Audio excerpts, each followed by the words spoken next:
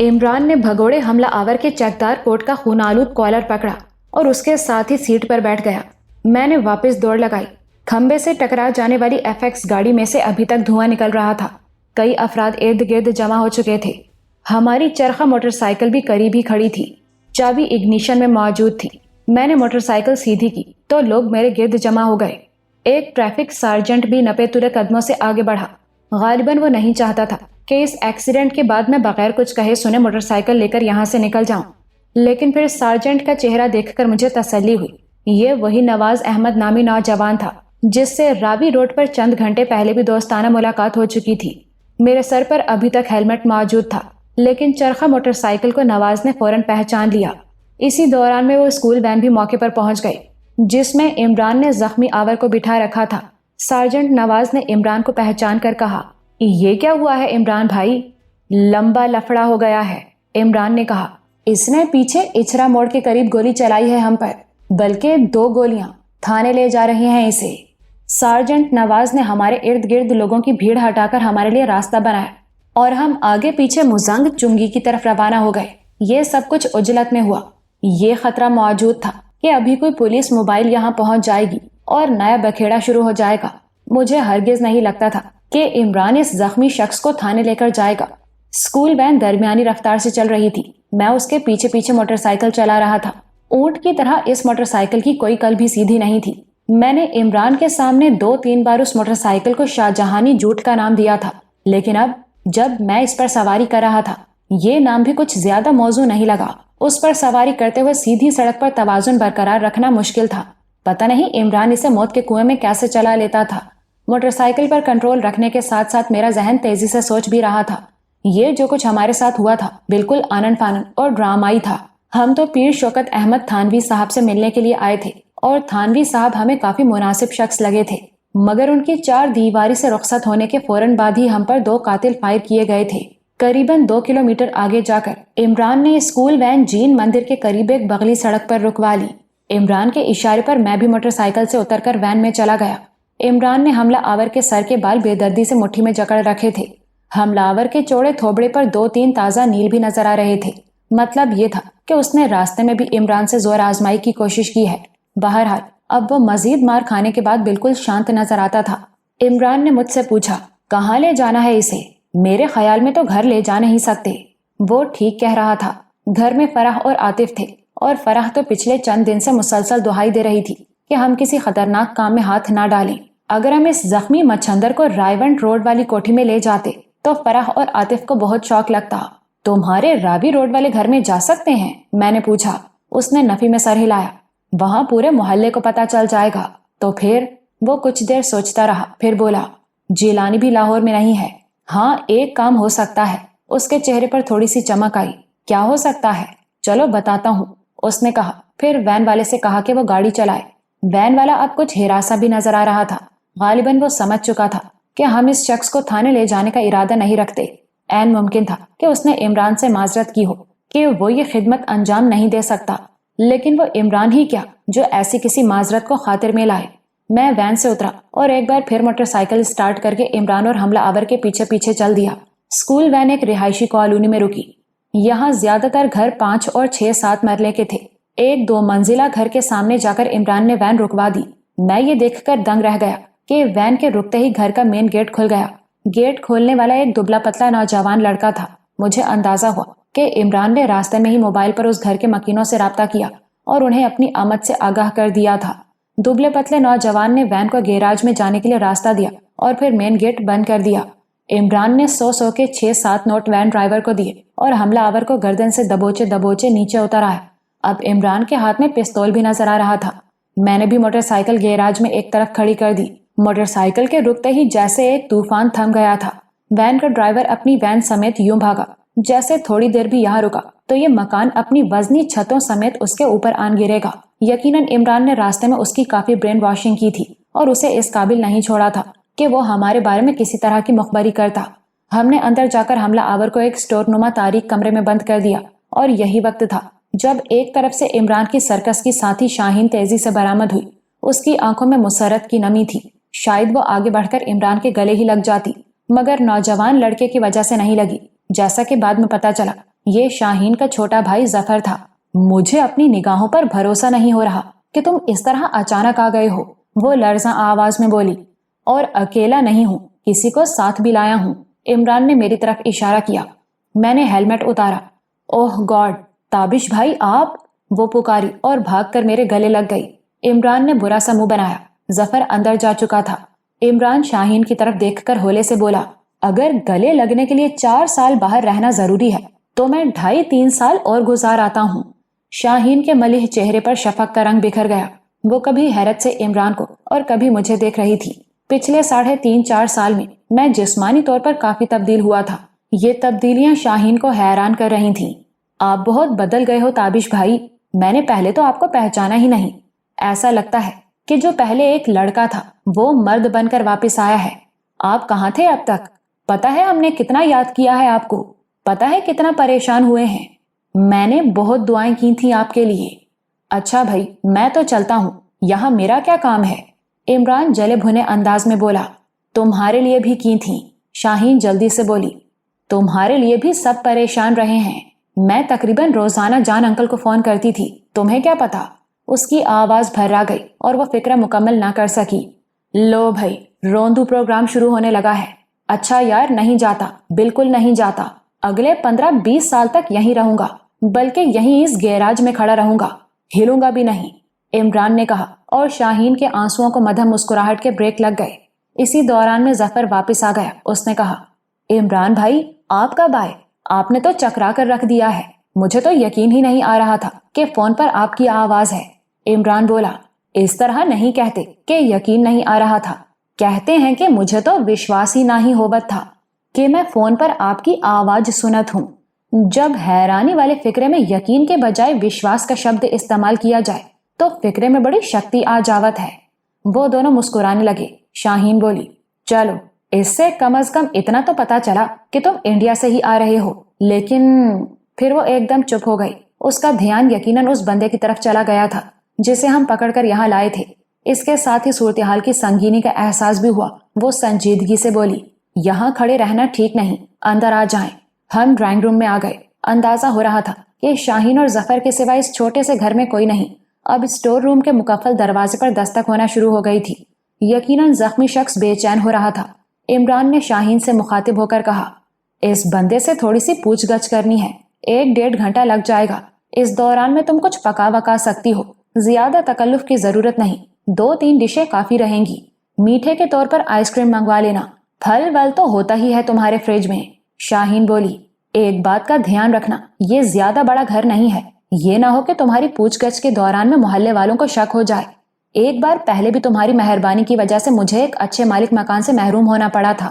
گھبراؤ مت، اب ایسا نہیں ہوگا۔ بس تم کچن میں گھس کر دروازہ اندر سے بند کر لو۔ زور کس پر ہوا؟ کچن پر۔ شاہین نے پھیکی سی مسکراہٹ کے ساتھ اسبات میں سر ہلایا۔ وہ دونوں گھر کے عقبی حصے کی طرف چلے گئے۔ میں اور عمران اسٹور روم کی طرف بڑھے۔ عمران نے اپنا پستول ایک بار پھر ہاتھ میں لے لیا تھا۔ اسٹور روم کے اندر اب ہمارے حوالاتی نے چلانا شروع کر دیا تھا، دروازہ کھولو، میں مر رہا ہوں، دروازہ کھولو۔ اس کی آواز میں کرب کی شدت صاف محسوس ہوتی تھی۔ بہرحال اس کی آواز گھر کے برآمدے تک بامشکل ہی پہنچ رہی تھی۔ ہم اسٹور روم میں داخل ہوئے۔ وہ اپنی کلائی دوسرے ہاتھ سے تھامے ایک گوشے میں کھڑا تھا۔ اس کا رنگ زرد نظر آ رہا تھا۔ اندازہ ہوتا تھا کہ کلائی میں کوئی فریکچر وغیرہ ہو چکا ہے۔ عمران نے جاتے ہی اس کے سر پر چپت رسید کی۔ اوئے، تم تو کہتے ہو میں مر رہا ہوں، کیا اس طرح کھڑے کھڑے کوئی مرتا ہے؟ مرنے کے لیے لیٹنا پڑتا ہے، کھینچ کھینچ کر سانس لینی پڑتی ہے، آنکھیں اوپر اٹھانا پڑتی ہیں، اس طرح سے۔ عمران نے باقاعدہ آنکھوں کی پتلیاں اوپر چڑھا کر دکھائیں۔ میری کلائی ٹوٹ گئی ہے، سخت درد ہو رہا ہے، وہ کراہا۔ اپنی کلائی کی تمہیں بڑی فکر ہے، اگر ہمارے سر میں گولی لگتی تو ہمیں درد نہیں ہونا تھا؟ سر میں گولی لگے تو چلا چلا کر گلا بیٹھ جاتا ہے، اور یہ گلا اس کا نہیں بیٹھتا جسے گولی لگی ہو، بلکہ اس کے گھر والوں کا بیٹھتا ہے۔ ذرا دکھاؤ اپنی کلائی، عمران نے کہا۔ اس نے اپنی کلائی عمران کی طرف بڑھائی۔ اس نے ذرا دبا کر دیکھا۔ زخمی ایک بار پھر کراہ اٹھا۔ عمران مجھ سے مخاطب ہو کر بولا، مجھے لگتا ہے کہ ہمارا کام آسان ہو گیا ہے۔ یہاں اسے الٹا لٹکانے کے لیے چھت پر کوئی کنڈا وغیرہ بھی نہیں ہے۔ یہ اپنی اس کلائی کی وجہ سے ہی ہمیں بہت کچھ بتا دے گا۔ اس شخص کا رنگ کچھ مزید زرد ہو گیا۔ وہ کوئی کمزور شخص نہیں تھا، اس کی شکل و صورت گواہ تھی کہ وہ متعدد بار جیل جا چکا ہے۔ اس کی آنکھوں میں شکرے کی سی شفاف چمک تھی۔ عین ممکن تھا کہ وہ اس سے پہلے بھی قتل جیسی وارداتیں کر چکا ہو، لیکن اس وقت وہ خود کو بری طرح گھرا ہوا محسوس کر رہا تھا۔ عمران نے مجھے بتایا کہ اسکول وین میں اس نے خود کو چھڑانے اور چلتی گاڑی سے کودنے کی ایک زوردار کوشش کی تھی، مگر عمران کے سامنے اس کا بس نہیں چلا۔ عمران نے وین میں ہی بری طرح اس کی دھنائی کر دی تھی۔ اگلے 5-10 منٹ میں اس شخص نے ہمیں جو کچھ بتایا، اس سے پتا چلا کہ اس کا نام رشید عرف چھیدہ ہے۔ وہ ہسٹری شیٹر ہے اور پیسے لے کر کام کرتا ہے۔ اس کام کے لیے اسے بہاولپور کے کسی بندے نے ایک واقف کار کے ذریعے 1 لاکھ کی رقم بھجوائی تھی۔ باقی 2 لاکھ روپیہ اسے کام ہونے کے بعد ملنا تھا۔ کام ہمیں قتل کرنا ہرگز نہیں تھا، بلکہ ڈرانا یا زخمی کرنا تھا، وغیرہ وغیرہ۔ اس خبیث کی شکل ہی بتا رہی تھی کہ وہ بک رہا ہے۔ اس کی باتوں میں سچ اتنا ہی ہے جتنا آٹے میں نمک ہوتا ہے۔ پتہ نہیں کیوں اس بندے کی شکل مجھے کچھ شناسا سی لگ رہی تھی۔ پھر ایک اور چیز سامنے آئی اور اس نے میرا دماغ چکرا کر رکھ دیا۔ اسکول وین میں عمران کے ساتھ زوردار کھینچا تانی کے دوران میں چھیدے کے کوٹ کی ایک آستین کوہنی تک ادھڑ گئی تھی۔ یہ آستین ذرا سی اوپر ہوئی تو مجھے چھیدے کے بازو پر کٹ کا ایک لمبا نشان نظر آیا۔ یہ تیز دھار آلے کا ایک قوس نما پرانا زخم تھا، ٹانکے بھی لگے ہوئے تھے۔ یہ بھی ممکن تھا کہ ماضی میں یہاں سے گولی وغیرہ نکالنے کے لیے کوئی آپریشن کیا گیا ہو۔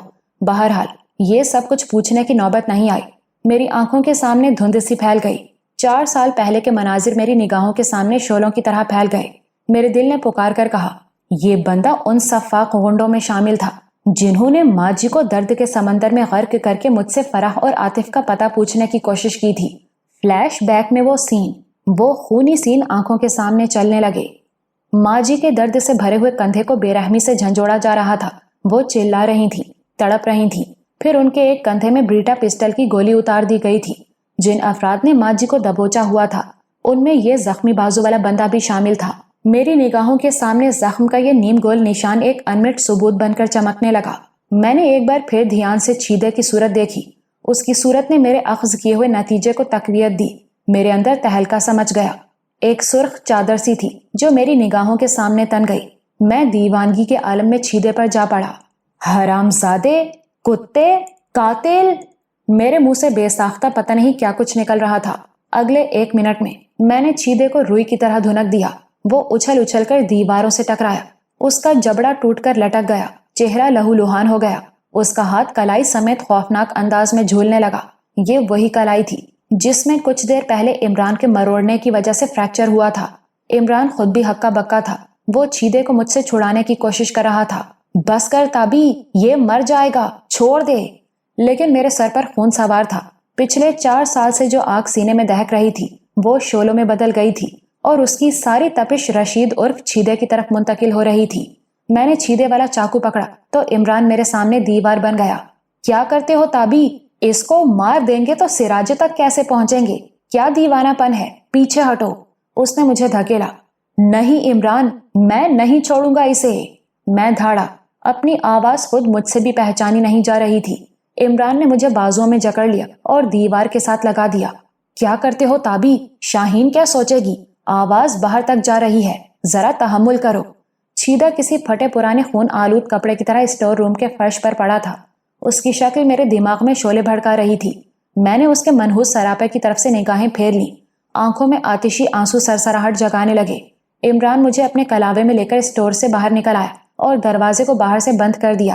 شاہین اور ظفر ساتھ والے کمرے میں کھڑے تھے اور ہراساں نظروں سے ہماری طرف دیکھ رہے تھے۔ یقیناً اسٹور روم میں جو تہلکا مچا تھا اس کی آوازیں پورے گھر میں گونجی تھیں۔ کھلا ہوا چاقو ابھی تک میرے ہاتھ میں تھا۔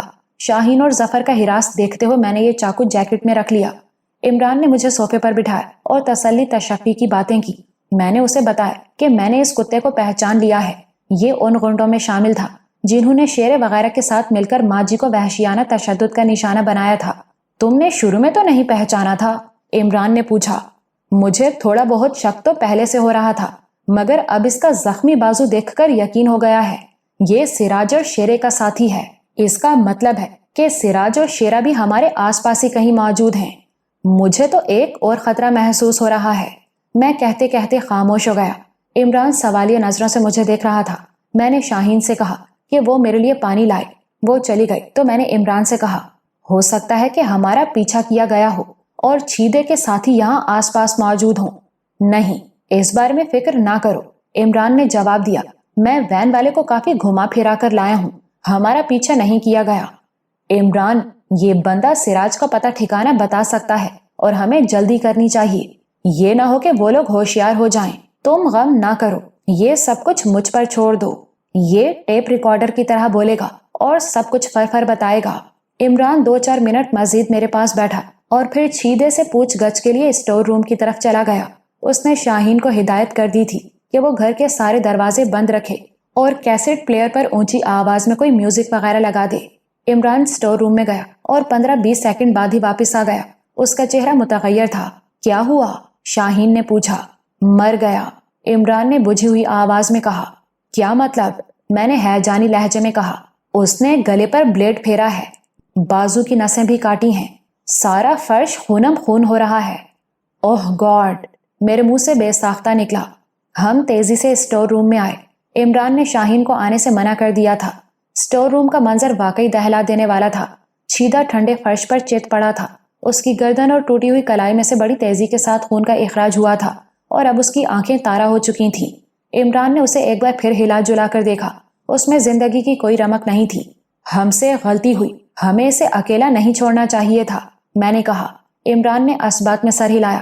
اس کا خودکشی کرنا اس بات کا ثبوت ہے کہ یہ واقعی ان لوگوں میں شامل تھا جنہوں نے تمہاری والدہ پر بہیمانہ تشدد کیا، اور یقیناً یہ ہمیں سراج اور شیرے کا اتا پتہ بھی بتا سکتا تھا۔ اسے پتا تھا کہ ہم اس کی کھال اتار کر بھی اس کی زبان کھلوا لیں گے۔ اس نے مرنا آسان سمجھا۔ ہم نے اسے گھسیٹ کر خشک فرش پر کیا اور اس کے اوپر ایک چادر ڈال دی۔ اب اس کا کیا کرنا ہے؟ میں نے پریشان لہجے میں عمران سے پوچھا۔ لاش غائب کرنا پڑے گی، اور کیا؟ لیکن کیسے؟ سوچ لیتے ہیں، زیادہ پریشان صورت نہ بناؤ، عمران نے تسلی آمیز لہجے میں کہا۔ دروازے کو مقفل کر کے ہم باہر آ گئے۔ شاہین اور ظفر کے چہرے دھواں ہو رہے تھے۔ عمران نے نارمل نظر آنے کی کوشش کی۔ اس کے رویے سے شاہین اور ظفر کو بھی کچھ حوصلہ ہوا۔ وہ بولا، اس بندے کی موت پر زیادہ سوگوار ہونے کی ضرورت نہیں، یہ ایک قاتل کی موت ہے۔ ابھی ہمارے پاس کافی وقت ہے اس کی لاش سے نمٹنے کے لیے، لہٰذا ہم پہلا کام پہلے کریں گے۔ بھوک میں دماغ بھی ٹھیک سے کام نہیں کرتا، اس لیے پہلے پیٹ پوجا پھر کام دوجا۔ میرے کانوں میں چھیدے کے الفاظ گونجنے لگے۔ اس نے شروع میں خود کو کرائے کا غنڈہ ظاہر کیا تھا اور بتایا تھا کہ اس نے کسی کے کہنے پر ہمیں صرف ڈرانے دھمکانے کے لیے فائر کیے تھے، لیکن اب یہ بات ثابت ہو چکی تھی کہ وہ نہایت خطرناک شخص اور سراج کے قریبی کارندوں میں سے تھا۔ یقیناً آج اس نے ہم دونوں کو موت کے گھاٹ اتارنے کے لیے ہی ہمارے راستے میں گھات لگائی تھی، لیکن اب وہ خود موت کے اندھیرے میں اتر چکا تھا۔ عمران کو پورا یقین تھا کہ چھیدہ پیر تھانوی صاحب کی کوٹھی سے ہمارے پیچھے نہیں لگا ہے۔ عمران کے خیال کے مطابق ہمیں راستے میں کہیں دیکھا گیا تھا اور ہمارا پیچھا شروع کیا گیا تھا۔ بعد ازاں یہ اندازہ درست نکلا۔ یہ بھی پتا چلا کہ ہمارے پہچانے جانے میں عمران کی موٹر سائیکل نے بھی کردار ادا کیا تھا۔ گھر کے اسٹور روم میں خون آلود لاش پڑی ہو تو اطمینان سے کھانا کیسے کھایا جا سکتا ہے؟ عمران کے اصرار کے باوجود ہم نے کھانے کا پروگرام کینسل کیا۔ میں نے علیحدگی میں جا کر عمران کو سمجھایا کہ ہمیں لاش سمیت جلد از جلد یہاں سے نکل جانا چاہیے۔ بہت خوب، کتنی دلیری والی بات کی ہے تم نے۔ اور شاہین کو یہاں خطرے میں چھوڑ کر چلے جائیں؟ خطرہ کیسا؟ تم ہی تو کہہ رہے ہو کہ ممکن ہے یہ گھر سراج اور اس کے ہرکاروں کی نظر میں آ چکا ہو، عمران نے کہا، اور تم نے میرے اس خیال کو بالکل رد کر دیا تھا۔ لیکن اندیشہ تو بہرحال اندیشہ ہی ہوتا ہے۔ پھر ہم اس اسکول وین والے کی طرف سے بھی پوری طرح غافل نہیں ہو سکتے۔ اس کی نیت میں کوئی فطور آ گیا تو پھر؟ تو کیا چاہتے ہو تم؟ میں نے پوچھا۔ شاہین اور ظفر کو یہاں سے لے جانا ہے۔ میرے خیال میں اب یہی مناسب رہے گا، عمران بولا۔ اگلے 5 منٹ میں عمران نے شاہین اور ظفر کے لیے نادر شاہی حکم جاری کر دیا کہ وہ ابھی اور اسی وقت یہ گھر چھوڑیں گے اور ان کے ساتھ جائیں گے۔ لیکن کتنی دیر کے لیے؟ شاہین نے پریشان ہو کر پوچھا۔ اس کے نہایت چمکیلے بلوری رخسار قدرے دھندلے نظر آ رہے تھے۔ بس 2-4 دن کے لیے، عمران نے کہا۔ میں نے اندازہ لگایا کہ عمران جھوٹ بول رہا ہے، شاید وہ شاہین اور ظفر کو مستقل طور پر یہاں سے لے جا رہا تھا۔ اس نے ان سے کہا کہ وہ ذاتی استعمال کی کچھ چیزیں لے لیں اور گھر کو تالا لگا دیں۔ موجودہ صورتحال میں شاہین کا حوصلہ قابل ذکر تھا۔ ایک طرح سے ہم دونوں شاہین اور ظفر کے لیے بلائے ناگہانی ثابت ہوئے تھے۔ وہ اچھے بھلے سکون سے بیٹھے تھے۔ اب نہ صرف ان کے گھر میں ایک خونچکا لاش پڑی تھی، بلکہ انہیں فوراً گھر بھی چھوڑنا پڑ رہا تھا۔ اس کے باوجود میں دیکھ رہا تھا کہ شاہین کے چہرے پر زیادہ تردد نہیں تھا۔ وہ عمران کی ہدایات پر عمل کر رہی تھی۔ उसे जैसे इमरान पर भरोसा था कि वो हर किस्म की सूरत हाल से ओहदा बरा हो सकता है। इस किस्म का भरोसा और एतमाद आसानी से परवान नहीं चढ़ता, लेकिन जब एक बार परवान चढ़ जाए तो बड़ा पायदार होता है। इमरान ने जिलानी को फोन किया तो पता चला कि वो अभी थोड़ी देर पहले लाहौर वापस आ चुका है। वो 25-30 मिनट में एक टोयोटा कार लेकर हमारे पास पहुंच गया। गाड़ी को घर के गैराज में खड़ा किया गया। छीदे की लाश एक बड़े पॉलीथीन में लपेटकर डिक्की में रखी गई। घर को ताले लगाने के बाद जिलानी और जफर की मोटरसाइकिल पर रवाना हो गए, जबकि मैं, शाहीन और इमरान टोयोटा कार पर रवाना हुए। इमरान का शैतानी चरखा वहीं खड़ा रहने दिया गया। जिलानी मोटरसाइकिल पर हमसे करीबन 2 फरलांग आगे था। उसने अपना मोबाइल मुस्तकिल ऑन कर रखा था। दूसरी तरफ इमरान का मोबाइल भी ऑन था। रास्ते में कोई भी खतरनाक पुलिस नाका दिखाई देने की सूरत में जिलानी ने हमें इत्तिला देना थी और हमें उसकी हिदायत के मुताबिक रास्ता तब्दील करना था। ये शाम 7 बजे का वक्त था। फिर भी लाश को डिक्की में रखकर शहर की भरी पूरी सड़कों से गुजरना एक पुरखतर काम था। इसके अलावा ये अंदेशा भी अपनी जगह मौजूद था कि शायद छीदे मरहूम के साथियों में से कोई हमारा पीछा करे। बहरहाल ये अंदेशा तो गलत ही साबित हुआ। तनाव की कैफियत को खत्म करने के लिए इमरान ने हस्बे आदत हल्की फुल्की गुफ्तगू शुरू कर दी। इस गुफ्तगू का आगाज शाहीन के एक सवाल ही से हुआ। शाहीन ने रशीद उर्फ छीदे के बारे में इमरान से पूछा कि वो कौन है और कैसे हमारे पीछे लगा। इमरान ने कहा, अगर मैं झूठ बोलूंगा तो मेरे दिल पर बोझ पड़ेगा, अगर सच बोलूंगा तो तुम नाराज हो जाओगी। नहीं होती नाराज, बताओ तुम। वो मासूम सूरत बनाकर बोला, तुम तो जानती ही हो कि रीमा जी एक अरसे से हाथ धोकर मेरे पीछे पड़ी हुई हैं। अब नरगिस जी के बाद यक नशुद्ध दो शुद्ध वाली बात हो गई है। नरगिस कौन? शाहीन ने बुरा सा मुंह बनाया। वही यार, स्टेज धमाकों, मेरा मतलब है ड्रामों वाली। मैंने तो सिर्फ इसलिए उसे थोड़ी सी लिफ्ट कराई थी कि शायद इस तरह रीमा जी से पीछा छूट जाए, रीमा का दिल खट्टा हो जाए और शायद इस तरह मेरा भी हो जाए। लेकिन वो क्या मौलाना सर सैयद अहमद खान का पंजाबी शेर है, उल्टी हो गई सब तदबीरें, कुछ न दवा ने काम किया। रीमा का दिल तो फिर भी खट्टा नहीं हुआ, उल्टा नरगिस का दिल भी मीठा हो गया। एक दोस्त ने मुझे बताया था कि रीमा ने शूटिंग के दौरान में कई लोगों के सामने ये शेर पढ़ा था। वो जहां भी गया मेरे पास आया, एक यही बात अच्छी है मेरे हरजाई की। तो अब मामला यूं है कि रीमा और नरगिस में मेरे हवाले से ठनी हुई है, बात काफी आगे निकल चुकी है। हाँ, मुझे भी लगता है कि काफी आगे निकल चुकी है। तुम्हें अब कहीं दाखिल कराना पड़ेगा, शाहीन ने रवा लहजे में कहा। इमरान ने सुनी अनसुनी करते हुए बात जारी रखी। तुम्हें मजाक की सोच रही है? यहाँ मेरी जान पर बनी हुई है, मामला बिगड़ चुका है। मुझे लगता है कि अब नरगिस की सोच ये हो गई है कि अगर मैं उसका नहीं बन सकता तो किसी का भी ना बनूं। ये रशीद उर्फ छीदा यकीनन उसी का बंदा था। इमरान की गुफ्तगू को ब्रेक लग गए। मोबाइल पर जिलानी ने इत्तिला दी कि आगे एक नाका है, लिहाजा हम सीधा चुबुर्जी आने के बजाय समनाबाद के अंदर से होकर निकल जाएं। हमने इस हिदायत पर अमल किया। करीबन आध घंटे बाद हम रायवंट रोड की उस शानदार कोठी में मौजूद थे जहां फराह और आतिफ हमारा इंतजार कर रहे थे। फराह ने आज लॉन में बारबेक्यू का इंतजाम किया था। उसका प्रोग्राम था कि हम रात गए तक बाहर बैठेंगे और गपशप करेंगे, लेकिन यहाँ डिक्की में लाश मौजूद थी और हम किसी तरह की तफरीह के मोड में नहीं थे। शाम के साए तवील होते होते गहरे अंधेरे में बदल चुके थे। कोठी के बागीचे के पास फराह और आतिफ बारबेक्यू की तवील अंगीठी में कोयले वगैरह रख रहे थे। एक मुलाजिम कुर्सियां वगैरह तरतीब दे रहा था। मैडम सफूरा इन इंतजामात की निगरानी कर रही थी। सफिया बालू को गोद में लिए एक रविश पर टहल रही थी। उन लोगों का मूड कुछ और था, जबकि हमारा कुछ और। इमरान ने मुझसे कहा, इनको संभालो, ये प्रोग्राम 1-2 रोज बाद का रख लिया जाए। लेकिन ये लोग कैसे मानेंगे? ये तो कल से इंतजामात में लगे हुए हैं। जान मोहम्मद साहब को भी बुलाया है इन्होंने। उसने चंद सेकंड तक सोचा, फिर बोला, ऐसा करो, इनसे कहो कि शाहीन की नानी फोत हो गई है। वो बहुत प्यार करती थी इससे, सोग की हालत में यहाँ आई है। लेकिन जब वो पूछेंगे तो उनसे कहो कोई ना पूछे, इस बारे में कोई जिक्र ही ना करे। वो सख्त डिप्रेशन में है इस वक्त। लेकिन यार, जो कह रहा हूं वो करो, इमरान ने जल्दी से कहा। हमने पूरे ग्रुप के सामने शाहीन की नानी को फोत कर दिया और साथ ही ये भी कह दिया कि वो सख्त डिप्रेशन में है, कोई उससे इस बारे में बात ना करे। बादले नाख्वास्ता खुली फजा में रोस्ट डिनर का प्रोग्राम कैंसिल हो गया और इस प्रोग्राम को इंडोर आम डिनर में बदल दिया गया। कोठी का लॉन और अगबी लॉन खाली हो गए। हमारे लिए मुमकिन हो गया कि हम छीदे की लाश से नजात हासिल कर सकें। इमरान और जिलानी टोयोटा कार को धक्का लगाकर अगबी बागीचे की तरफ ले गए। यहाँ खाद तैयार करने के लिए पहले ही से एक गड्ढा सा बनाया गया था उस गड्ढे को मजीद गहरा किया गया और फिर छीदे की लाश को अच्छी तरह पॉलीथीन की शीट में लपेटकर दबा दिया गया। मैं रात देर तक जागता रहा और सूरत हाल पर गौर करता रहा। हमें यहाँ लाहौर पहुंचे ज्यादा दिन नहीं हुए थे और सेठ सिराज की तरफ से हम पर पहला वार हो गया था। इससे ये भी शक होता था कि शायद सिराज और शेरा वगैरह पाकिस्तान में ही हैं। मैं बाकी सब कुछ भूल भाल कर जल्द अज जल्द शेरे और सिराज का सामना करना चाहता था। यूं लगता था कि मेरे लिए अब और सब्र मुमकिन नहीं रहा। अगले रोज मैंने इमरान से इस बारे में तफसीली बात की। वो तो हर वक्त एक्शन और खतरे का सामना करने के लिए तैयार ही रहता था। उसने कहा, ठीक है, जो तुम चाहते हो वैसा ही होगा। हम बाहर निकलते हैं, सिराज और उसके गुमाशतों को तलाश करते हैं। हम उनको ढूंढ लेंगे या वो हमें ढूंढ लेंगे। अगले रोज हमने वही किया जो हमारे जहन में था। हम दोनों जिलानी की मोटरसाइकिल पर निकले और शहर में आवारा गर्दी शुरू कर दी। हम दोनों हेलमेट के बगैर थे। मेरी जेब में टीटी पिस्टल था और वही यादगार रामपुरी खंजर था जिससे मैंने जॉर्ज गोरा को मौत के घाट उतारा था। ये खंजरनुमा चाकू इलाहाबाद के पार्क व्यू होटल में हमारे सामान के अंदर मौजूद था। जब डीएसपी सज्जाद ने हमें गिरफ्तार किया और हमारे साथी होटल से फरार हुए तो वो दीगर सामान के साथ ये खंजर भी साथ ले गए। बादअज़ा मैडम सफूरा उसे कस्टम की नजर से बचाकर यहाँ लाने में कामयाब रही। मेरी तरह इमरान भी मुसल्लह था।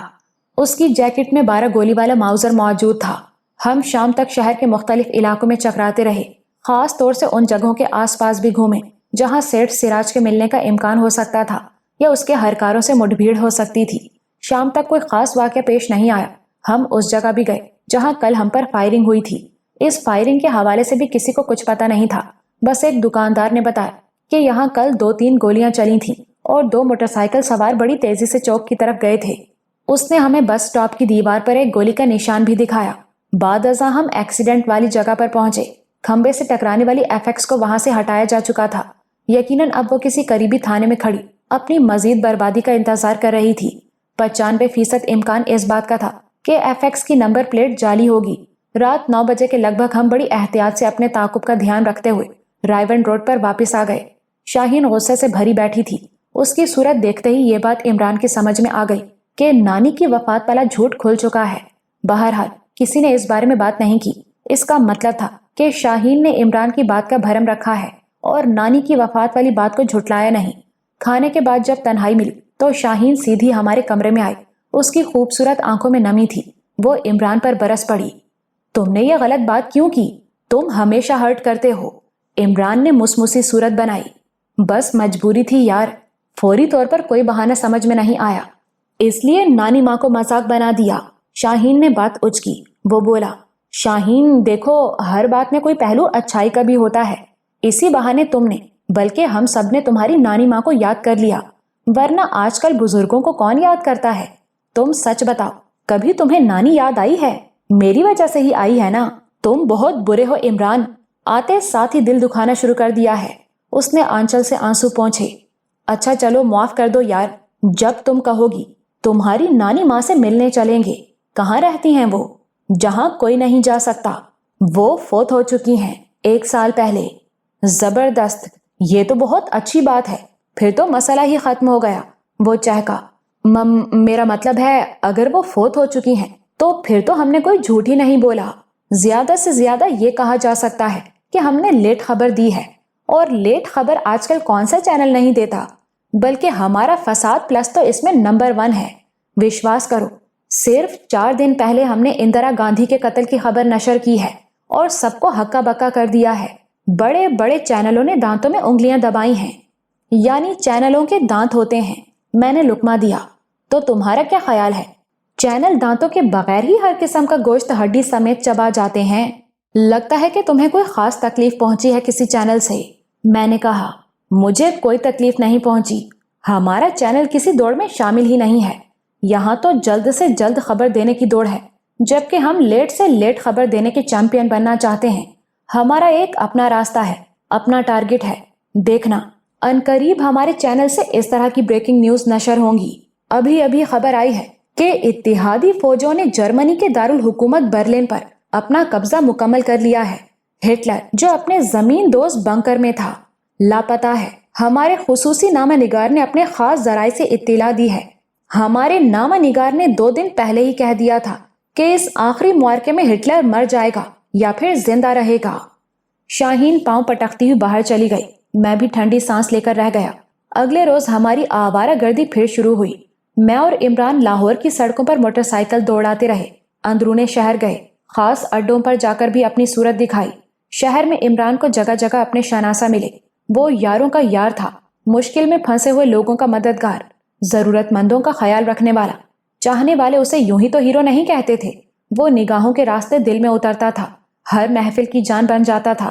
ایک قہوہ خانے میں ایک سابق پولیس انسپکٹر سے عمران کی تلخ کلامی ہوئی تو عمران کی حمایت میں بولنے والے کئی افراد سامنے آ گئے اور اس سابق انسپکٹر کی بولتی بند کر دی۔ شام کے وقت ہم سیٹھ سراج کے اس پلازا میں بھی گئے جو وہ اب فروخت کر چکا تھا۔ پلازا میں بھی کسی مطلوبہ شخص سے ہماری مٹبھیڑ نہیں ہو سکی۔ اس روز بھی ہم ناکام واپس آئے۔ مجھ پر عجیب سی مایوسی طاری ہو رہی تھی۔ مجھے یوں لگا جیسے سیٹھ سراج اور شیرے وغیرہ تک پہنچنے کا موقع میں نے اپنے ہاتھوں گنوایا ہے۔ چھیدے کو پہچاننے کے بعد میں خود پر ضبط نہ رکھ سکا اور اس پر ٹوٹ پڑا۔ اس نے خودکشی کر لی۔ اب ہم ایک بار پھر مکمل اندھیرے میں تھے۔ اپنی کیفیت کے زیر اثر میں چھت پر چلا گیا۔ یہاں عاطف نے ہلکی پھلکی ورزش کے لیے چھوٹا سا جم بنا رکھا تھا۔ ایک سینڈ بیگ بھی یہاں جھول رہا تھا۔ میں سینڈ بیگ کے ساتھ مصروف ہو گیا، یہاں تک کہ سردی کے باوجود میرا جسم پسینے میں نہا گیا اور ہاتھوں کی پشت سے خون رسنے لگا۔ میں نے مڑ کر دیکھا تو عمران اور عاطف کھڑے تھے۔ عمران نے تو مجھے پہلے بھی ایسے دیوانے پن سے مشق کرتے دیکھا تھا، مگر عاطف کے لیے یہ پہلا موقع تھا۔ وہ ششدر دکھائی دیا، میری آنکھوں کی نمی بھی اسے حیران کر رہی تھی۔ عمران نے اشارے سے عاطف کو واپس بھیج دیا اور دھیمے قدموں سے میرے پاس آیا، میرے کندھے پر ہاتھ رکھ کر بولا، تمہارا دکھ اچھی طرح سمجھ رہا ہوں جگر، لیکن ذرا انتظار، بس تھوڑا سا صبر، ہم ماں جی کی روح کو اب زیادہ دیر تڑپنے نہیں دیں گے۔ اس کے لفظوں نے میرے اندر ایک حوصلہ سا بھر دیا۔ وہ جب بھی بولتا تھا اسی طرح زخموں پر مرہم رکھ دیتا تھا۔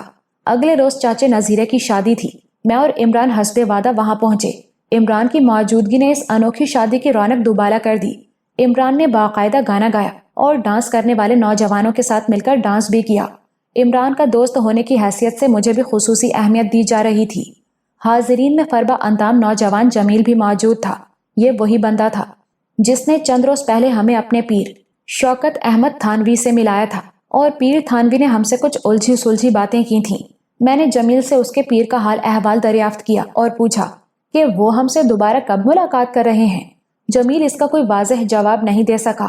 اس نے بس یہ کہا کہ پیر صاحب کے پاس آپ کے موبائل نمبرز موجود ہیں، انہیں جیسے ہی ضرورت پڑے گی وہ آپ کو کال کریں گے۔ چاچے نذیرے اور چاچی کلثوم کی انوکھی شادی کی کوریج کے لیے 3-4 اخباری نمائندے بھی موجود تھے۔ 2 ٹی وی کیمرے بھی دکھائی دے رہے تھے۔ چاچا نذیرہ روایتی دیہاتی لباس تہبند اور کرتے میں تھا، سر پر رنگدار پگڑی تھی، اس نے خود کو خوب چمکایا ہوا تھا۔ ایک اخباری نمائندے نے پوچھا، چاچا جی اس شادی پر آپ کو کیسا لگ رہا ہے؟ بہرے چاچے نے کہا، پیسہ؟ شادی پر میرا پیسہ تو نہیں لگ رہا، یہ میرے سجن بیلی ہیں جو لگا رہے ہیں۔ نمائندے نے نذیرے کے کان کے پاس جا کر ذرا زور سے کہا، میں کہہ رہا ہوں کہ بچپن کی محبت کو پا کر آپ نے کیسا محسوس کیا ہے؟ جوس تو نہیں پیا ہے پتر، جوس تو ٹھنڈا ہوتا ہے، میں نے سویرے گری بادام والا دودھ پیا تھا، اب تم سب کے ساتھ پیٹھیدہ حلوہ کھایا ہے۔ سب ہنسنے لگے۔ عمران نے کہا، چاچے تم بڑے خوش قسمت ہو، شوہر کو سنائی نہ دے تو وہ بڑا ہی چنگا رہتا ہے۔ پنگا؟ نہیں عمران پتر، میرا تو کسی سے پنگا نہیں رہتا، اور کلثوم کے ساتھ تو ہو ہی نہیں سکتا۔ محفل کشتے زعفران بن گئی۔ شام کے وقت چاچے نذیرے کی شادی سے فارغ ہو کر میں اور عمران ایک بار پھر لاہور کی سڑکوں کی پیمائش کرنے لگے۔ یہ ہفتے کا روز تھا، ہر طرف ویکینڈ کی گہما گہمی نظر آتی تھی۔ ہم اس ہوٹل کے پاس سے گزرے جہاں کبھی سروت اور میں بیٹھا کرتے تھے۔ ہوا میں خنکی تھی۔ ہم ذرا چائے پینے کے لیے رک گئے۔ یہاں کی بہت سی یادیں ذہن میں تازہ ہو گئیں۔ سینے میں دھواں سا بھرنے لگا۔ یہی جگہ تھی جہاں سیٹھ سراج کے بیٹے واجی نے اپنے دوستوں کے ہمراہ مجھے اور سروت کو زچ کیا تھا۔ ہم پر فکرے کسے تھے اور اپنی ہیوی موٹر بائکس ہماری گاڑی کے پیچھے پارک کر کے ہمارا راستہ مسدود کر دیا تھا۔ اس دن کے بعد ہم کبھی اس جگہ نہیں آئے۔ آج قریباً 4 سال بعد میں ان در و دیوار کو دیکھ رہا تھا اور سینے میں دھواں بھر رہا تھا۔ چلو عمران چلیں۔ چائے ختم ہوتے ہی میں نے کہا۔ ہم اٹھ کھڑے ہوئے، کاؤنٹر کے پاس پہنچے تو ایک دبلے پتلے ویٹر مقبول نے مجھے جھک کر سلام کیا۔ میں نے جواب دیا۔ پرانے چہروں میں سے بس یہی ایک چہرہ مجھے یہاں نظر آیا تھا۔ آپ بہت عرصے بعد یہاں آئے ہیں صاحب جی، وہ بتیسی نکال کر بولا۔ ہاں میں یہاں نہیں تھا، باہر تھا ملک سے، میں نے مبہم جواب دیا۔ وہ ذرا جھجکا، پھر بولا، مجھے یاد ہے جی، آپ جب بھی آتے تھے وہاں اس کونے والی میز پر بیٹھتے تھے۔ اس وقت کافی دبلے پتلے تھے آپ، اور آپ کے ساتھ وہ بیوی بھی ہوتی تھیں، آپ کی منگیتر تھیں شاید۔ ہاں، میں نے ایک بار پھر مختصر جواب دیا۔ وہ کچھ مہینے پہلے بھی یہاں آئی تھیں، میں نے جس طرح آپ کو پہچانا انہیں بھی فوراً پہچان لیا تھا۔ ویٹر مقبول کے اس فکرے نے جیسے میرے آگے بڑھتے ہوئے قدموں کو زمین سے پیوست کر دیا۔ عمران بھی چونک گیا۔ کب کی بات ہے یہ؟ میں نے لرزاں آواز میں پوچھا۔ مجھے ٹھیک سے یاد تو نہیں، میرا خیال ہے یہی اگست ستمبر کے دن تھے، اور ایک بار نہیں، وہ 3-4 بار آئی تھیں یہاں، اکیلی ہی ہوتی تھیں، پہلے سے کمزور لگتی تھیں اور کچھ گمسم بھی۔ وہ اسی کونے والی میز پر بیٹھتی تھیں۔ ویٹر مقبول نے ایک بار پھر ہال کے شمالی گوشے کی طرف اشارہ کیا۔ میں نے تعجب سے عمران کی طرف دیکھا، اس کے چہرے پر بھی حیرت تھی۔ عمران کی اطلاع کے مطابق ثروت اور ناصر وغیرہ جرمنی میں تھے، لیکن یہ ویٹر مقبول کچھ اور خبر دے رہا تھا۔ ویٹر مقبول کا یہ جملہ بھی میری دھڑکنوں کو زیر و زبر کر رہا تھا کہ ثروت یہاں آتی تھی اور فلاں میز پر بیٹھتی تھی۔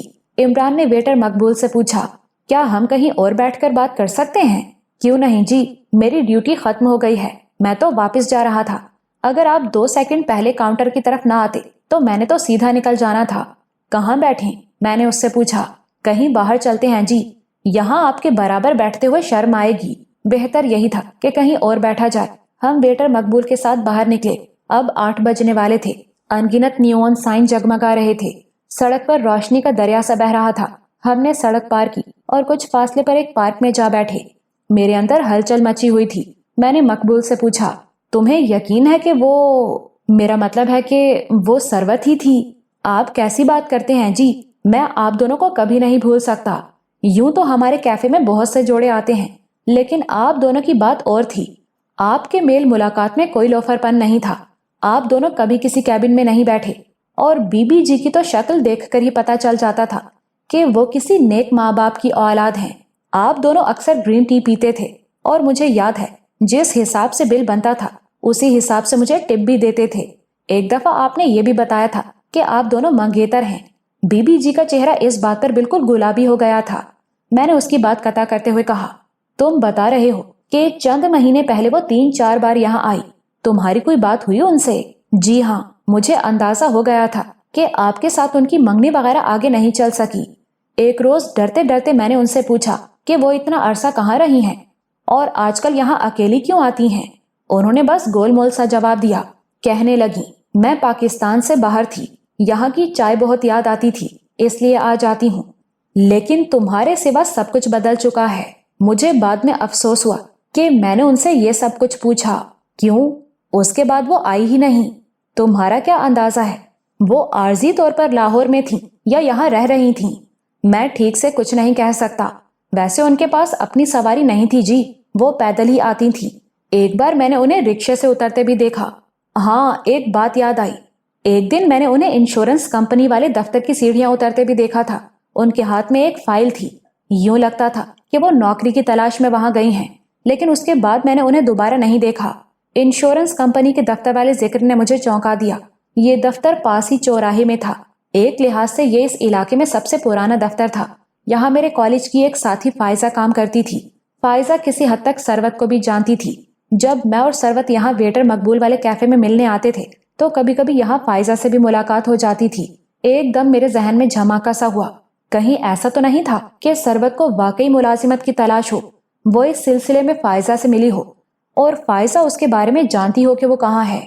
اگلے دن تک کا وقت میں نے بڑی مشکل سے کاٹا۔ انشورنس کمپنی کے اس دفتر کے علاوہ میرے پاس فائزہ کا کوئی اور رابطہ نہیں تھا۔ الصبح میں اور عمران موٹر سائیکل پر سوار انشورنس کمپنی کے دفتر پہنچ گئے۔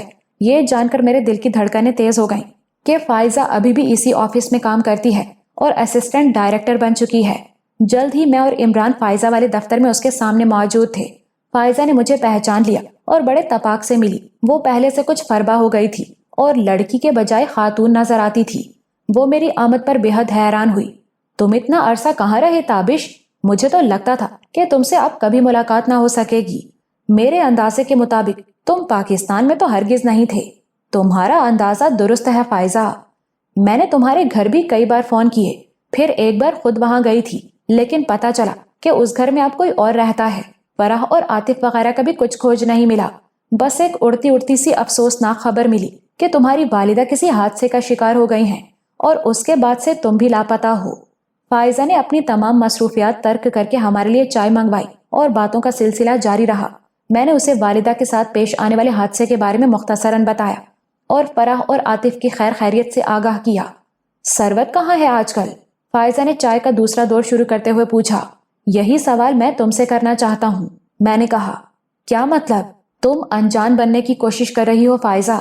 مجھے پتا چلا ہے کہ ثروت تمہارے پاس نوکری کے لیے آئی تھی اور تم نے اسے نوکری دلوا بھی دی تھی، وہ یہیں پر کام کرتی رہی ہے۔ میں نے اندھیرے میں تیر چھوڑا۔ فائزہ گہری نظروں سے مجھے دیکھنے کے بعد بولی، تمہیں یہ کس نے بتایا؟ اس بات کو چھوڑو، یہ بتاؤ میں غلط تو نہیں کہہ رہا؟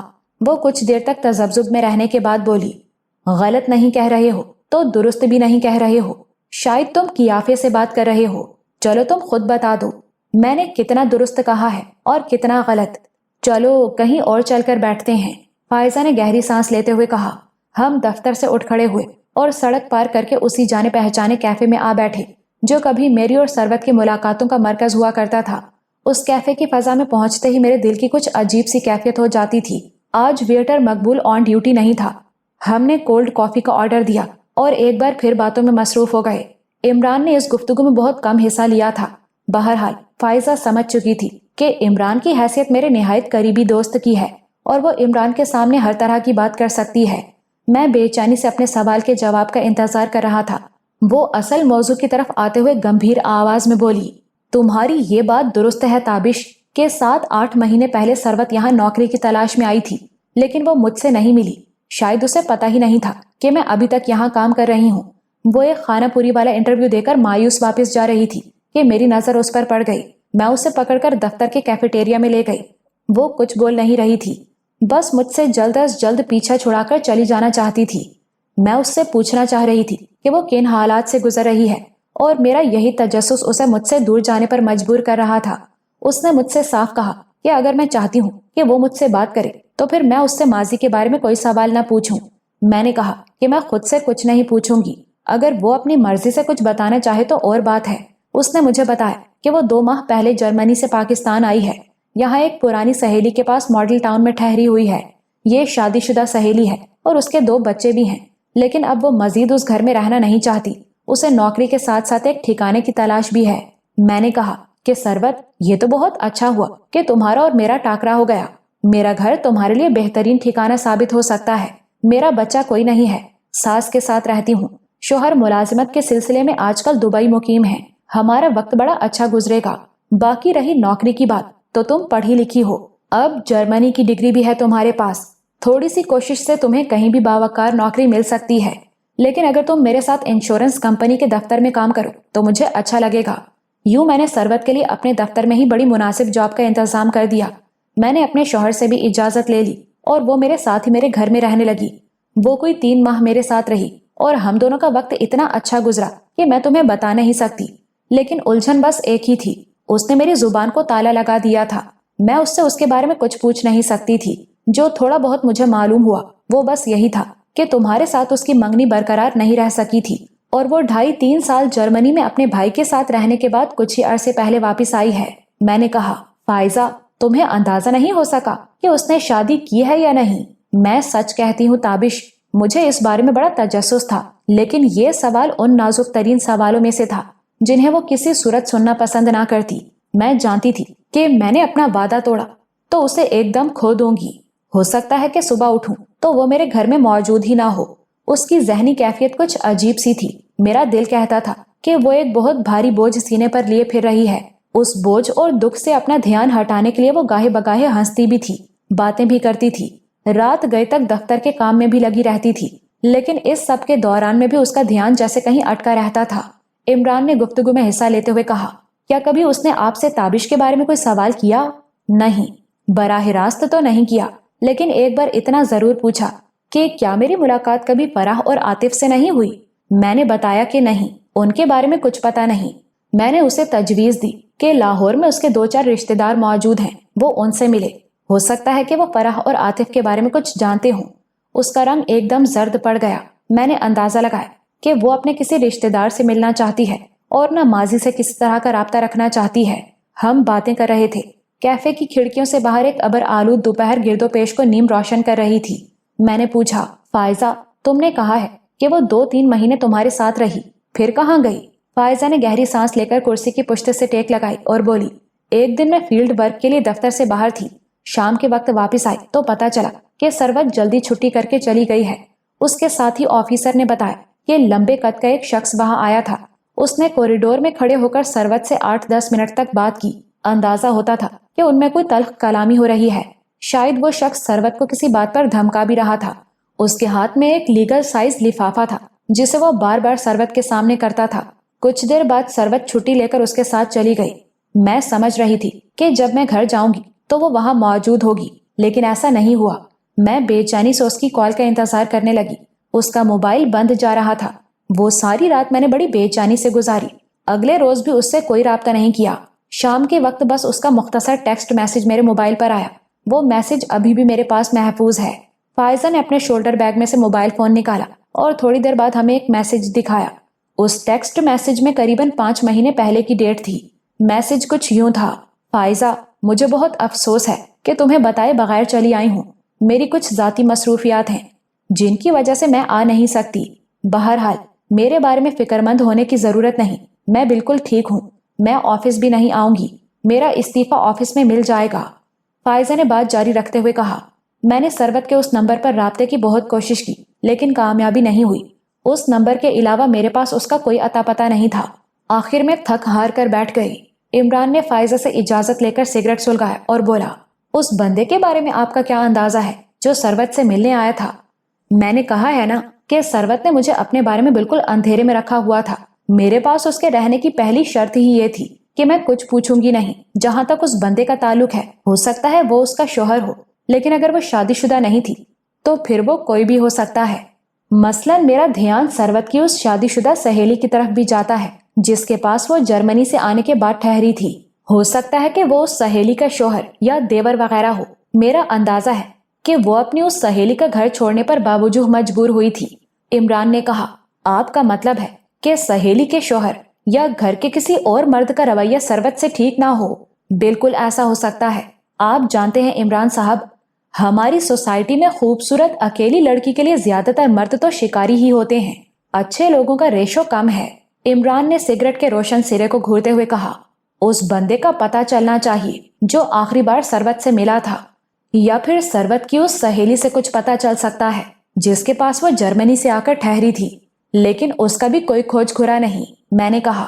عمران نے پوچھا، دفتر میں جاب حاصل کرتے وقت سروت نے جو قوائف لکھوائے ان سے کوئی مدد نہیں ملتی؟ فائزہ نے اس سوال کا جواب نفی میں دیا۔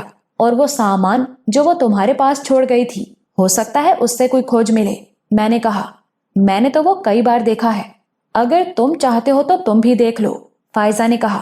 ہماری گفتگو کے دوران میں ہی موسم کافی ابر آلود ہو گیا تھا۔ دوپہر میں ہی لگ رہا تھا کہ شام ہو گئی ہے، لگتا تھا کہ ابھی بارش شروع ہو جائے گی۔ عمران کے موبائل فون کی گھنٹی بجی۔ اس نے کال ریسیو کی۔ ہیلو، کون؟ جی تھانوی صاحب، میں بول رہا ہوں۔ ابھی؟ لیکن… وہ کچھ دیر تک دوسری طرف سے کی جانے والی بات سنتا رہا، پھر بولا، ٹھیک ہے، اگر آپ ضروری سمجھتے ہیں تو میں حاضر ہو جاتا ہوں۔ اوکے۔ فون بند کر کے وہ مجھ سے مخاطب ہوا۔ پیر احمد تھانوی صاحب کی کال تھی، زور دے رہے ہیں کہ میں ابھی آ جاؤں، مریض کی حالت خراب ہے۔ تو پھر… میں نے پوچھا۔ فائزہ بولی، میرے خیال میں آپ کو کوئی ضروری کام ہے، آپ چلیں، میں بھی دفتر کا تھوڑا سا کام نمٹا لوں۔ آج رات کا کھانا آپ میرے گھر کھائیں، تفصیل سے بات چیت بھی ہوگی۔ ابھی آپ کو بہت کچھ بتانا ہے اور آپ سے پوچھنا بھی ہے۔ فائزہ نے اپنے گھر کا مکمل ایڈریس اور فون نمبر مجھے دیا۔ فائزہ سے رخصت ہو کر ہم جیلانی کی موٹر سائیکل پر سوار ہوئے اور شاہ جمال کے علاقے کی طرف روانہ ہو گئے۔ رہ رہ کر بجلی چمک رہی تھی۔ راستے میں ہی زوردار بارش شروع ہو گئی۔ یہ اچھا خاصا طوفان باد و باراں تھا۔ ہم کہیں رکنے کے بجائے چلتے رہے۔ ساون میں تو سبھی بارش میں نہانا چاہتے ہیں، اس جاتی سردیوں کی بارش میں نہانے کے لیے ہمت کی ضرورت تھی، اور یہ ہمت ہم دونوں میں موجود تھی۔ عمران کی جیکٹ مکمل واٹر پروف تھی، اس کی پاکٹ میں موجود ماؤزر اور ایمیونیشن کو کوئی خطرہ لاحق نہیں تھا۔ تھانوی صاحب نے چند دن پہلے ہمارے اندر جو تجسس جگایا تھا وہ اب عروج پر پہنچ چکا تھا۔ پیر صاحب فرماتے تھے کہ ایک مریض کے علاج میں عمران ان کی خاطر خواہ مدد کر سکتا ہے، لیکن انہوں نے ابھی تک مریض کے بارے میں کچھ بتایا تھا اور نہ اس کے علاج کے بارے میں۔ ہم جس وقت شاہ جمال کی اس کوٹھی میں پہنچے، بارش پورا زور پکڑ چکی تھی۔ ہمارے استقبال کے لیے فربا اندام جمیل اور ایک بارش ادھیڑ عمر مرید پہلے سے برآمدے میں موجود تھے۔ جمیل نے کہا، اوہ عمران بھائی، آپ تو بھیگتے ہوئے آئے ہیں، آپ بتا دیتے، پیر صاحب آپ کے لیے گاڑی بھیجوا دیتے۔ عمران بولا، کسی ایک کو تو بھیگنا ہی پڑتا، ہم نہ بھیگتے تو گاڑی بھیگ جاتی، بلکہ چیکڑو چیکڑ ہو جاتی، پھر سروس کرانے پر کافی پیسے لگ جاتے۔ ہمارا کیا ہے، تھوڑے سے پانی سے نہا لیں گے، اور پانی کی بچت بہت ضروری ہے۔ امریکہ نے کہا ہے کہ اگلی ساری لڑائیاں پانی کی وجہ سے ہوں گی، جیسے پچھلی ساری لڑائیاں امریکہ کی وجہ سے ہوئی ہیں۔ عمران جب ایک بار زبان کو حرکت دے دیتا تھا تو پھر وہ جلدی رکتی نہیں تھی، لیکن یہاں بولنے کا زیادہ موقع نہیں تھا، کیونکہ ہم جلدی ہی تھانوی صاحب کے قرب و جوار میں پہنچ گئے۔ تھانوی صاحب نے اپنے کمرے میں ہمارے استقبال کیا، تپاک سے ملے، اس بات پر معذرت بھی کی کہ ہمیں بھیگتے ہوئے یہاں آنا پڑا۔ وہ سفید شلوار قمیص میں تھے، کندھوں پر ایک سنہری شال تھی۔ انہوں نے ہمیں ساتھ دیا اور ایک دوسرے کمرے میں لے آئے۔ یہاں کا منظر تعجب خیز تھا۔ ایک پلنگ پر ایک نہایت کمزور شخص لیٹا نظر آیا۔ اس کی عمر یہی کوئی 26-27 سال دکھائی دیتی تھی۔ اس نے تھوڑی تک لحاف اوڑھ رکھا تھا، تاہم اس لحاف کے اوپر ایک سفید چادر بھی تھی۔ اس نے اپنا سر وغیرہ بھی ایک سفید کپڑے سے ڈھانپ رکھا تھا۔ لحاف کا ایک سرا تھوڑا سا اوپر اٹھا ہوا تھا۔ اس سے پتا چلتا تھا کہ اس شخص کے سینے پر کچھ زخم سا ہے جس پر پٹیاں بندھی ہوئی ہیں۔ اس جوان سال شخص کی گدلی آنکھوں میں خوف و ہراس جم کر رہ گیا تھا، رخساروں پر زردی کھنڈی ہوئی تھی۔ ایک فربا اندام ادھیڑ عمر عورت متکوک شخص کے سرہانے بیٹھی تھی اور آنسو بہا رہی تھی۔ اندازہ ہوا کہ یہ مریض کی ماں ہے۔ ماں بیٹا نے جن نظروں سے عمران کو دیکھا، مجھے فوراً یقین ہو گیا کہ وہ اسے پہلے سے جانتے ہیں۔ دوسری طرف عمران کے چہرے پر بھی شناسائی کے آثار نظر آئے۔ عمران کو دیکھ کر ادھیڑ عمر عورت اٹھ کھڑی ہوئی اور گھبرائے ہوئے انداز میں ذرا پیچھے ہٹ کر کھڑی ہو گئی۔ احمد تھانوی صاحب نے عمران کی طرف اشارہ کر کے متکوک شخص سے کہا، نیاز محمد، اسے پہچان رہے ہو نا تم؟ یہ عمران ہے جسے تم امو کہتے ہو۔ متکوک شخص نے اپنے سوکھے سڑے ہونٹوں پر زبان پھیری اور مزید ڈرا ہوا دکھائی دینے لگا۔ تھانوی صاحب دوبارہ گویا ہوئے، بڑی مشکل سے ڈھونڈ کر لایا ہوں اسے، اگر اب بھی تمہارے دماغ کا فطور نہ نکلا تو یہ بہت بڑی بدقسمتی ہوگی۔ میرے دماغ میں ہلچل ہوئی۔ عمران کی روداد میرے کانوں میں گونجنے لگی۔ مجھے یاد آیا کہ نیاز اسی چودھری زادے کا نام تھا جس پر سے آفت ٹالنے کے لیے برسوں پہلے عمران کا انتخاب کیا گیا تھا۔ چودھری سجاول اور اس کی بیوی نے اپنے لاڈلے بیٹے کو آسمانی بجلی والی نحوست سے بچانے کے لیے عمران کو قربانی کا بکرا بنایا اور اسے شہنشاہ کے مزار پر خدمت کے لیے بھیج دیا تھا۔ میں نے حیرت سے دیکھا، یہ وہی نیاز تھا۔ خوف اور بیماری نے اسے اجاڑ کر رکھ دیا تھا۔ یوں لگتا تھا کہ اپنے باپ کی طرح اسے بھی ہارٹ اٹیک ہو جائے گا اور وہ یہیں اس پلنگ پر پڑا پڑا آخری ہچکیاں لینی شروع کر دے گا۔ باہر طوفان باد و بارہ اپنے زور پر تھا، بجلی چمک رہی تھی اور بادل دھاڑ رہے تھے۔ تھانوی صاحب نے عمران کو اشارہ کیا اور ہم پیر صاحب کے ساتھ باہر آ گئے۔ دوسرے کمرے میں آ کر پیر صاحب نے مجھے اور عمران کو بیٹھنے کا اشارہ کیا۔ ہم بیٹھ گئے تو وہ بولے، عمران بیٹا، انسان جو کچھ بوتا ہے وہی کاٹتا ہے۔ اس میں دیر ہو سکتی ہے، اس کی شکل بدل سکتی ہے، لیکن ہوتا یہی ہے۔ نیاز کے معاملے میں بھی یہی کچھ ہوا ہے۔ وہم کا دنیا میں کوئی علاج نہیں، اور یہ وہم نیاز اور اس کے گھر والوں کو جکڑ چکا ہے۔ یہ وہی وہم ہے جس کی وجہ سے تم پر مصیبتیں آئیں اور تمہیں اپنا گھر بار چھوڑنا پڑا۔ آپ کی بات کچھ کچھ میری سمجھ میں آ رہی ہے، عمران نے ہنکارا بھرا۔ تھانوی صاحب نے اپنی سفید براق داڑھی میں انگلیاں چلاتے ہوئے کہا، پتہ نہیں یہ بات کیسے ان لوگوں کے ذہنوں میں بیٹھ چکی ہے کہ آسمانی بجلی کچھ خاص لوگوں کا پیچھا کرتی ہے اور انہیں مارے بغیر نہیں چھوڑتی۔ کئی برس پہلے جب اس وہم نے ان لوگوں کو جکڑا تو انہوں نے اپنی دانست میں اپنی بلا تمہارے گلے ڈالنے کی کوشش کی۔ اب ایک بندے کی وجہ سے یہ وہم پھر ان لوگوں کی طرف واپس آ گیا ہے کہ آسمانی بجلی نیازے کو کھا جائے گی۔ اب یہ بندہ دن رات جانکنی کے عذاب میں پڑا ہوا ہے۔ تم نے ابھی اسے دیکھا ہی ہے، کیا حال ہو رہا ہے اس کا۔ راتوں کو اٹھ کر چلانے لگتا ہے، اونچی آواز میں روتا ہے، یہاں تک کہ چارپائیوں کے نیچے چھپتا ہے۔ نیم دیوانوں کی سی حالت ہو چکی ہے۔ عمران پھیکے انداز میں مسکرایا، لیکن یہ لوگ تو ساری مصیبت میرے سر ڈال کر فارغ ہو چکے تھے۔ میں نے بتایا ہے نا کہ ایک بندے کی وجہ سے یہ وہم پھر ان کی طرف لوٹ آیا ہے، یا یوں کہہ لو کہ اس بندے کی خود غرضی اور طمع نیاز کو موت کے منہ میں لے آئی ہے۔ تم اس بندے کو جانتے ہو اور پہچان بھی لوگے، احمد تھانوی صاحب نے کہا۔ اس کے ساتھ ہی انہوں نے ایک دراز کھولی اور ایک کتاب میں رکھی ہوئی تصویر نکال کر عمران کو دکھائی۔ عمران کے چہرے پر نفرت کا رنگ لہرا گیا۔ حالانکہ یہ رنگ کم کم ہی اس کے چہرے پر آتا تھا۔ میں نے بھی تصویر پر نظر ڈالی۔ یہ گول چہرے والا ایک شخص تھا، بال لمبے تھے، اس نے سیاہ شیشوں کی اینک لگا رکھی تھی، ایک رخسار اور کنپٹی پر گہرا زخم تھا جیسے کسی جانور کے پنجے کا کھرونچا ہو۔ اس کھرونچے کو دیکھ کر اندازہ ہوتا تھا کہ شاید اس شخص کی یہ آنکھ بھی سلامت نہیں ہے۔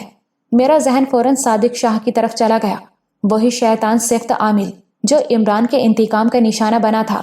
نوجوان مردوں کی شکاری ماجھا کے بعد یہ دوسرا شخص تھا جسے عمران نے بڑی خوبصورتی سے اپنے انتقام کی تپش سے آگاہ کیا تھا۔ عمران نے مشتعل بینگل ٹائیگر کو صادق شاہ کے کمرے میں چھوڑ دیا تھا اور دروازہ باہر سے بند کر دیا تھا۔ شیر اور صادق شاہ کی اس طوفانی ملاقات میں پیر صادق شاہ کی ایک آنکھ ضائع ہو گئی تھی، دونوں ہنسلیاں ٹوٹ گئی تھیں اور خادم نے مخدوم کا ایک کندھا بھی چبا ڈالا تھا۔ تھانوی صاحب کی آواز نے مجھے خیالوں سے چونکایا۔ وہ کہہ رہے تھے، نیاز اور اس کی ماں کے ذہن میں یہ بات اسی صادق شاہ نے ڈالی ہے کہ امو چونکہ اب تک بجلی والی آفت سے بچا ہوا ہے، اس لیے اب یہ آفت امو کے ساتھ ساتھ نیازے پر بھی آ گئی ہے۔ ان دونوں میں سے جو کوئی بھی پہلے آسمانی بجلی کے نشانے پر آئے گا مارا جائے گا۔ ظاہر ہے کہ اس نے یہ سب کچھ چوہدرائن اور اس کے اکلوتے بیٹے سے موٹی رقمیں بٹورنے کے لیے کیا تھا، اور وہ اپنی اس کوشش میں کافی کامیاب بھی رہا ہے۔ سنا ہے کہ نقد رقم کے ساتھ ساتھ وہ اب تک کافی اراضی بھی ماں بیٹے سے ہتھیا چکا ہے۔ عمران نے اپنی ٹھوڑی کے گڑھے کو انگلی سے چھوا اور پرسوچ انداز میں بولا، مجھے پتا تھا ایک نہ ایک دن ایسا ہونا ہے۔ آپ صحیح کہتے ہیں کہ وہم کا کوئی علاج نہیں، اور وہمی شخص کو کسی نئے وہم میں مبتلا کرنا اتنا ہی آسان ہے جتنا آنکھیں بند کرنا اور کھولنا۔ تھانوی صاحب نے کہا، 2-3 ماہ پہلے یہ لوگ پیر صادق شاہ کی طرف سے بالکل مایوس ہو گئے۔ کسی نے ان کو میرے پاس بھیجا، میں نے انہیں تسلی تشفی دی، چوہدرائن کو نماز روزے کی طرف راغب کیا، وظیفے بتائے۔ شاید تمہیں یہ سن کر حیرانی ہو کہ یہ نیاز محمد پچھلے قریباً 2.5 مہینے سے میرے پاس ہی رہ رہا ہے۔ 2-3 روز کے لیے گاؤں جاتا بھی ہے تو فوراً پلٹ آتا ہے۔ اس کے دل میں یہ بات بیٹھ گئی ہے کہ وہ میرے پاس زیادہ محفوظ ہے، لیکن میں نے بتایا ہے نا کہ یہاں بھی وہ مکمل سکون میں نہیں ہے۔ اس کی ذہنی صحت بہت بگڑ چکی ہے۔ میں مختلف طریقوں سے کوشش کر رہا ہوں کہ اسے نارمل زندگی کی طرف لا سکوں۔ آج میں نے جو تمہیں یہاں آنے کی زحمت دی ہے تو اسی سلسلے میں دی ہے۔ جی، میں کیا مدد کر سکتا ہوں؟ عمران نے کہا، یہ سب کچھ تمہیں عجیب تو لگے گا عمران، لیکن عجیب بیماریوں کے علاج بھی عجیب ہوتے ہیں۔ میں چاہتا ہوں عمران کہ آج تم اس برسوں پرانے خیال کو جڑ سے اکھاڑ پھینکو جو تمہارے آبائی گاؤں کے لوگوں کے دماغوں میں موجود ہے۔ اور یہ بس تمہارے گاؤں کی بات نہیں ہے، مجھے تو لگتا ہے کہ علاقے کے بہت سے لوگ اس بات پر یقین رکھتے ہیں کہ آسمانی بجلی تمہاری دشمن ہے اور تم اس سے چھپتے پھرتے ہو۔ نیاز اور اس کی چوہدرائن ماں کا خیال بھی یہی ہے۔ آج تم نیاز اور اس کے سامنے اس خیال کو غلط ثابت کر دو۔ میں بالکل تیار ہوں جی، مجھے خوشی ہوگی اگر میرے اس چھوٹے سے کام سے ان لوگوں کا کچھ بھلا ہو جائے۔ میں جانتا ہوں عمران، تم بڑے دل کے مالک ہو، اپنے دشمنوں سے بھی اچھا کر سکتے ہو، احمد تھانوی صاحب نے کہا۔ عمران نے ٹھہرے ہوئے لہجے میں کہا، سچ پوچھیں جی تو میں نے تو اپنی زندگی کا مقصد ہی یہ بنا رکھا ہے کہ جہاں کہیں بھی یہ جاہلیت اور دقیانوسیت نظر آئے گی اس کے خلاف اپنی ہمت اور طاقت کے مطابق کوشش کروں گا، اور اس کام میں میرا یہ بھائی اور دوست تابش بھی میرے کندھے سے کندھا ملائے کھڑا ہے۔ تھانوی صاحب نے گہری نظروں سے ہم دونوں کی طرف دیکھا، چند لمحے توقف کرنے کے بعد بولے، مجھے لگتا ہے کہ اس معاملے میں ہمارے خیالات ملتے جلتے ہیں، بہرحال اس بارے میں پھر بات کریں گے۔ تھانوی صاحب ہمیں وہیں چھوڑ کر پھر نیاز اور اس کی ماں کے پاس چلے گئے۔ بارش اسی تسلسل سے جاری تھی، تیز ہوا کے ساتھ بجلی چمک رہی تھی اور بادل گرج رہے تھے۔ 3-4 منٹ بعد تھانوی صاحب واپس آ گئے۔ ان کے ہاتھ میں ایک سیاہ لبادہ تھا۔ انہوں نے یہ لبادہ عمران کے بھیگے ہوئے کپڑے کے اوپر سے ہی اسے پہنا دیا، پھر وہ عمران کو لے کر باہر صحن میں آ گئے۔ یہاں فائبر کی ایک کرسی پڑی تھی۔ تھانوی صاحب کی ہدایت کے مطابق عمران جا کر کرسی پر بیٹھ گیا۔ عمران کو کمپنی فراہم کرنے کے لیے فربہ اندام جمیل بھی اس کے پاس جا کھڑا ہوا۔ دونوں باتیں کرنے لگے اور بارش میں بھیگنے لگے۔ میں اور تھانوی صاحب اس کمرے میں آئے جہاں نیاز اور اس کی ماں ڈرے سہمے بیٹھے تھے۔ کمرے کی گرل دار کھڑکی میں سے صحن کا سارا منظر دکھائی دے رہا تھا۔ میں نے دیکھا کہ بستر پر بیٹھے نیازے کی آنکھیں حیرت سے پھٹی ہوئی ہیں، چوہدرائن بھی سکتہ زدہ کھڑی تھی۔ تھانوی صاحب کچھ دیر تک ان دونوں کے پاس کھڑے رہے، پھر نرم لہجے میں گویا ہوئے، نیاز، مجھے پتا نہیں کہ یہ سب کچھ دیکھ کر بھی تمہارے دماغ کا خناس دور ہوگا یا نہیں، لیکن جو حقیقت ہے وہ تمہارے سامنے ہے، اپنی آنکھوں سے دیکھ لو۔ یہ اس چمکتی بجلی اور برستی بارش میں کھلے آسمان کے نیچے کھڑا ہے، اور میں تمہیں دعوے سے کہتا ہوں یہ بندہ کبھی بھی ان چیزوں سے چھپا نہیں، بلکہ ابھی کچھ دیر پہلے بھی یہ اسی طوفان میں موٹر سائیکل چلاتے ہوئے یہاں پہنچا ہے۔ लेकिन नियाज हकला कर रह गया। तुम चाहो तो जब तक ये बारिश बरस रही है इमरान यहीं खड़ा रहेगा, और सिर्फ आज की बात ही नहीं है, अगर तुम आइंदा भी चाहो तो ये तुम्हें इस तजुर्बे से गुजर कर दिखा सकता है। अपने अंदर के बेजा खौफ और बाहिमों को दूर करो नियाज। जिस तरह इमरान अम्मू के सर पर कोई आफत नहीं, तुम्हारे सर पर भी नहीं। जो कुछ है बस एक जहरीला वसवसा है। बिजली चमकी, साथ ही एक जोरदार कड़ाका हुआ। दरो दीवार लरस गए। नियाजा बेसाख्ता चिल्ला उठा। उसने अपना सर घुटनों में छुपा लिया था। उसकी माँ ने उसे अपने कलावे में ले लिया। उसे पुचकारने लगी, कुछ नहीं पुत्र, कुछ नहीं हुआ। पीर जी हमारे पास हैं, इनके होते हुए कुछ नहीं हो सकता। मेरे होने ना होने की बात नहीं चौधराइन, असल में कुछ है ही नहीं। जो कुछ है बस एक धुआं है, धुंध है, वसवसा है। वो देखो, हकीकत तुम्हारे सामने है। काला चोला पहने वो तुम्हारे सामने बैठा है, और जब तक तुम चाहोगे बैठा रहेगा। नियाज़े ने डरी डरी नजरों से खिड़की से बाहर देखा। इमरान और जमील बाहर मौजूद थे। नियाज़े का सारा जिस्म कांपने लगा। चौधराइन ने उसे अपने साथ लगा रखा था। वो खुद भी कांप रही थी और रो रही थी। करीबन आध पौन घंटे बाद बारिश का जोर टूट गया। इमरान अब अंदर आ चुका था। उसने गीले कपड़े उतारकर दूसरे पहन लिए थे। ये थानवी साहब के किसी मुरीद की शलवार कमीज और जर्सी थी। एक हॉल कमरे में थानवी साहब के कई मरीज और मुअत्तकीदीन मौजूद थे। वो बारिश रुकने का इंतजार कर रहे थे। अंधेरा गहरा हो चुका था। 7 बज चुके थे। हॉल में मौजूद अफराद में से भी 2-4 लोगों ने इमरान के बारिश में भीगने का मंजर देखा था। यकीनन वो भी हैरान हुए थे। उन्होंने शायद इसे किसी रूहानी अमल से ताबीर किया हो। अब ये बात मेरी समझ में आ रही थी कि थानवी साहब ने चंद दिन पहले इमरान से ये क्यों कहा था कि वो आज नहीं बल्कि फिर किसी और दिन उसे जहमत देंगे। यकीनन उन्हें किसी अबरालूद दिन का इंतजार था, और ये इंतजार आज खत्म हुआ था। कुछ देर बाद फरबा अंदाम चौधराइन अंदर दाखिल हुई। उसके हाथों में सोने के कड़े थे। लिबास देहाती तर्ज का लेकिन कीमती था। उसकी आंखें रोने से सुर्ख हो रही थीं। कमरे में सिर्फ मैं, इमरान और जमील मौजूद थे। चौधराइन हम दोनों की परवाह किए बगैर जमीन पर बैठ गई और इमरान के पांव पकड़ लिए। वो धाड़े मार मार कर रो रही थी। इमरान ने जल्दी से चौधराइन को अपने पांव पर से उठाया और कोशिश करके सोफे पर बिठाया। वो हाथ जोड़ते हुए बोली, अम्मू पुत्र, खुदा के वास्ते हमें माफ कर दो। हमने तुम्हें बड़े दुख दिए हैं। हमको इन्हीं कर्मों की सजा मिल रही है। मेरा पुत्र झल्ला हो गया है। वो किसी काम जोगा नहीं रहा। दिन रात कमरे में बंद रहता है। खिड़कियां दरवाजे भी नहीं खोलता। उसका जीना हराम हो गया है पुत्र। तू हमें माफ कर दे। शायद इसी तरह उसकी मुश्किल आसान हो। इमरान खामोश खड़ा था। मेरा ये अंदाजा गलत साबित हुआ कि वो फौरन चौधराइन की अश्कशोई करेगा और नियाज़े को माफ करने की बात करेगा। इमरान के चेहरे से उसके दिली जज्बात का अंदाजा लगाना काफी मुश्किल होता था, लेकिन इस वक्त उसके अंदरूनी कर्ब के असरात उसके चेहरे पर भी थे। चौधराइन ने अपनी गर्म शॉल के पल्लू से अपना तरबतर चेहरा पोंछते हुए कहा, मैं मानती हूँ अम्मू पुत्र, हमने तुम्हारे साथ बड़ी ज्यादतियां की हैं। पहले तुम्हारी माँ को तुमसे दूर किया, फिर तुम्हारी मंग भी तुमसे छुड़ा दी। ये जुल्म शायद पहले जुल्म से भी बड़ा था। इस दुख ने तुम्हें बिल्कुल उजाड़ कर रख दिया। मैं अपने सारे कसूर मानती हूँ पुत्र। तेरे ससुराल वाले तेरे बारे में सुनगुन लेने के लिए हमारे पास ही आए थे, हमारी हवेली में आए थे। अल्लाह बख्शे नियाज़े के प्यो ने उन्हें डरा दिया। उनसे कहा कि अम्मू पर साया है। आमिलों ने कहा है कि बिजली उसकी वैरी है, वो छुप छुपा कर रहता है। हमारी इन बातों ने तुम्हें उजाड़ दिया पुत्र। वो कुड़ी भी मर गई, उसकी कब्र बन गई। इस सारे जुल्म में हम हिस्सेदार हैं पुत्र, हम हिस्सेदार हैं। खुदा के वास्ते हमें माफ कर दो। मेरे नियाज़े की जान बचा लो। वो एक बार फिर इमरान के कदमों में बैठ गई और उसके पांव थाम लिए। इमरान ने उसे दोबारा उठाया। वो रोती रही, बिलखती रही, अपने एक एक गुनाह का एतराफ करती रही। उसने ये माना कि वो अपने इकलौते बच्चे की मोहब्बत में दीवानी हो गई थी। उसने अपने बेटे को बचाने के लिए इमरान को मुश्किलों की आग में फेंक दिया, और आज उसका फल ये मिला है कि उसका बेटा मौत के मुंह में है। उसकी बातों से ये भी पता चला कि उसके बेटे को सीने की कोई बीमारी है। इसी दौरान में थानवी साहब भी अंदर आ गए। उन्हें देखकर चौधराइन उनके कदमों में बैठ गई, दुहाई देने लगी, पीर जी आप सिफारिश करें, आप अम्मू से कहें कि हमें माफ कर दे। पीर साहब ने चौधराइन को डांटा और उसे कहा कि वो उनके पांव से उठ जाए। वो सहम कर चुप हो गई।